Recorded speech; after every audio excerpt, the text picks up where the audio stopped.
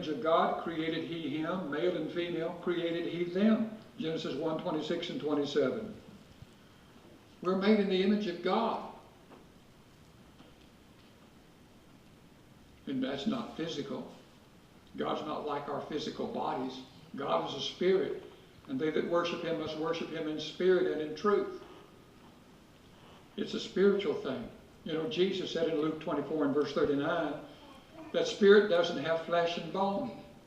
So that's not the likeness. We are made in the image of God, intelligent, capable of making moral choices, moral decisions, in his image. We know what we ought to do. We can be instructed. I beseech you, brethren, by the mercies of God, that you present your bodies a living sacrifice, holy and acceptable unto God, which is your spiritual service.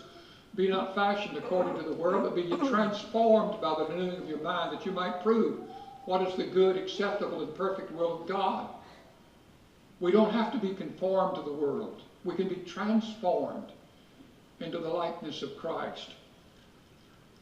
Paul uses the illustration of clothes over in Colossians, the 3rd chapter, and in verse 12. Put on, therefore, as God's elect, holy beloved, a heart of compassion, kindness, lowliness, meekness, long-suffering, forbearing one another, forgiving one another. If any man have a complaint against any, even as the Lord forgave you, even so also do you.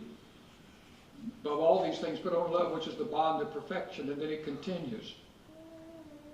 We can do that. We can wear that kind of clothing. We can, the garments that are described in Colossians, the 3rd chapter. We can produce in our lives either the fruit of the Spirit or the works of the flesh.